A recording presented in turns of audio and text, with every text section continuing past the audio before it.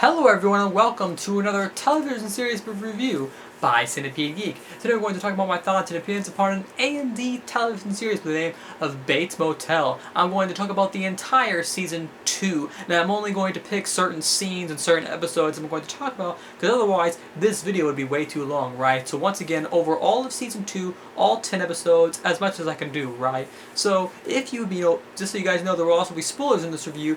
This season is mainly, overall plot synopsis in this episode. Usually I start with the plot synopsis, then I go to my opinions. So overall plot for this episode, there's a lot of different things going on. We have, I believe his name's Dylan. We have Norman's brother Dylan. Dylan is getting more involved with the drug business. There's now but we actually meet the drug owner, Michael Eklund's character.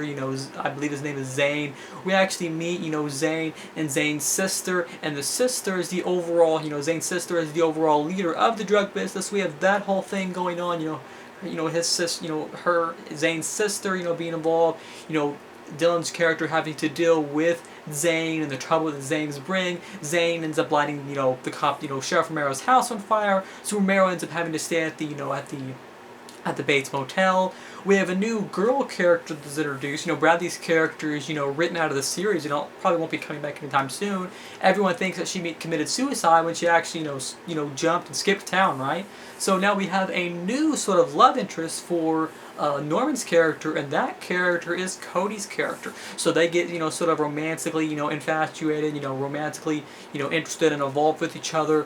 Norma's character also ends up becoming a council seat member, and she ends up actually getting involved with another guy while making another friend while she's at it. So that's kind of an overall plot synopsis, though many other things happen also. That's the main overall plot for Season 2 of the A&D television series by the name of Bates Motel. Overall, I've loved Season 2. I really enjoyed the first season of Bates Motel. Don't get me wrong, it's a great season, but it doesn't have anything on Season 2. I mean, Season 1 was great, but Season 2 has bettered the series even more and just benefited the series in general and has developed it even more. The first season was a nice starting place where it built the characters, some nice story building.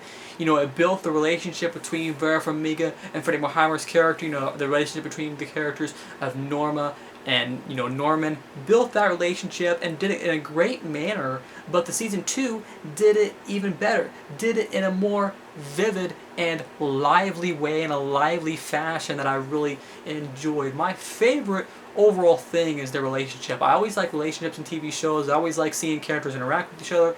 Dialogue scenes are always some of my favorite, and that's what I like about this series. We have some great scenes between the characters of Vera Farmiga and Freddie Highmore, Norma Bates and Norman Bates. I love the scenes between them. We have an overprotective mother that is way too overprotective. She's way too overprotective of her son. She won't let him do much of anything, and that's just the way she is. And then we have Norman's character, who loved his mom, but he wants some distance. He's sick of her being overprotective. So you have that whole plot going on, and that's kind of the main gist for the series, their overall relationship. And Norman, becoming a killer, trying to, then we have the whole the whole main plot of, who killed the teacher, and we find out some great twist in there.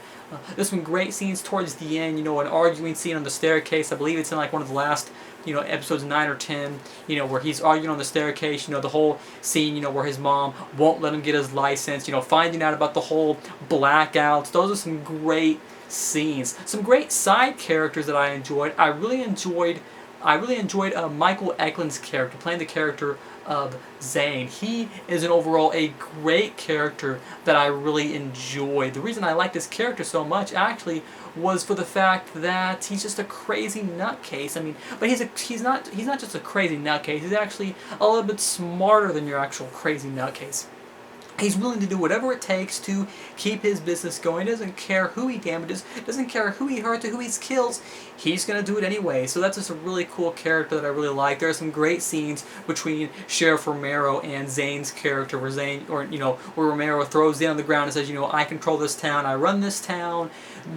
causing Romero's character to go move into the Bates Motel. There's some great scenes also between Romero's character and, Vera Farmiga's character, Norma Bates. So, there's some scenes between them. Some theories I have, I really hope they kind of hook up. I hope they end up dating, because that would be a really interesting sort of plot twist and a plot kink that I'm not for sure if a lot of people would suspect. I wouldn't, and I think it would be a nice, interesting thing. If they don't, no big deal, but I think it would just be like a little interesting, theory that I have. It's just kind of interesting if it would happen. Because, she's had a few love interests, but she hasn't really found Mr. Right yet. And I really think that he could be, something for her. But that's not the overall plot of this. That's not the overall plot of the series. It's more of a subplot, but just an interesting theory that I had. Right. There's some great scenes also between the characters of Freddie Highmore and Cody's character. If I had to compare love interests for Freddie, Norman Bates' character, I liked Bradley. I thought Bradley was a really solid character, really solid actress. But I like Cody's character a little bit more. I thought that her and Freddie had a little bit more chemistry together. I thought their scenes worked a little bit more together. Overall, I thought their characters were really cool. Kind of sad the way she had to go, the father being killed, and her having to, run off, 7, 8 episodes in. I didn't expect that. I thought I might see her some more, because, if you think about it, Bradley's character probably had more screen time than Cody's character. Either way, though, Cody was a great character, great actress that plays her, and overall, I just really liked her character. Just some solid stuff overall that I really enjoyed. Overall, a great season. If you guys do not know, the A&D television series by the name of Bates Motel has, once again I say, has been confirmed for a season 3 that will air in the year of 2015, probably sometime in March or, January, sometime in the spring, as it usually does.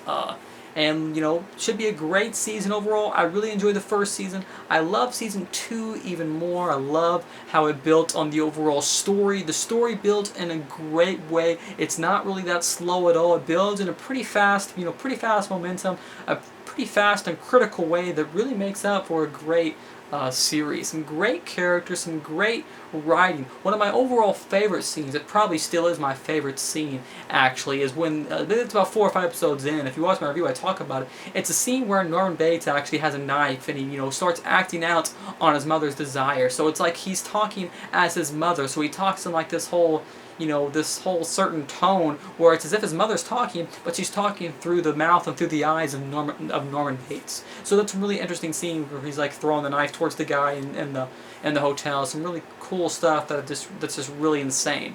And when you think about it, and he does this again towards the he doesn't do it again, but he has sort of a hallucination sequence at the end of the series. I love these little small things. They're big things to me, but might be small to other people, where he is, hallucinating his mom, and because of the hallucination and the delusions of his mom, it allows him to pass the lying test. So, the lying thing that they're doing. So that was really interesting. I love those little, those little small, quirky things that really make for a great watch. Once again, that's my review of the A&D television series by the name of Bates Motel for Season 2. Make sure to stay tuned next year for Season 3, and if you haven't seen the season, the seasons yet, go pick up Season 1 at Walmart, and if you can, watch Season 2 whenever it hits Netflix or whenever it hits DVD, because it's some really cool stuff.